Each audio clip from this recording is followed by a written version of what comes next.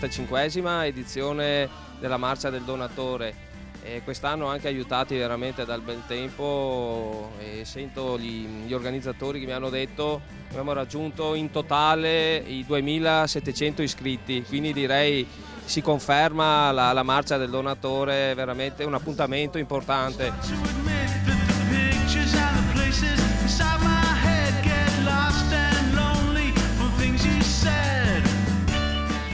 Negli ultimi anni ho potuto vedere che il popolo dei singoli in modo particolare è un popolo che è cresciuto in modo esponenziale, tanto che oggi, nella giornata di oggi, anche grazie naturalmente al bel tempo che abbiamo avuto, abbiamo raggiunto più di 1000 iscritti singoli, vuol dire non tesserati con alcun gruppo, e abbiamo avuto appunto circa 1600-1700 invece iscritti come gruppi.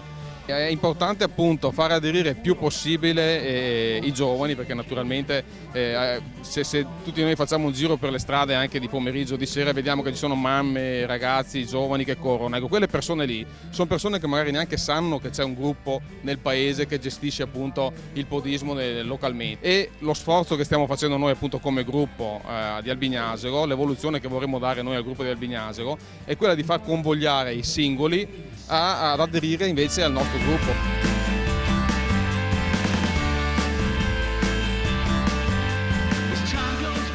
Dopo la fatica recuperiamo un po' di energie con un bel panino. Certo, perché dopo 28 km bisogna recuperare in vista della maratona di Venezia. Quindi è un abitué di questa manifestazione? Siamo un abitué, un gruppo di amici che partecipa ogni domenica a questa manifestazione. Ci riprendiamo, l'importante è smaltire un po' di stress settimanale del lavoro.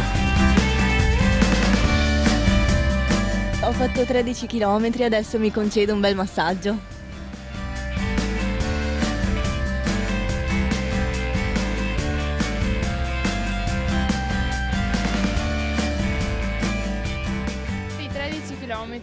Già ristorato?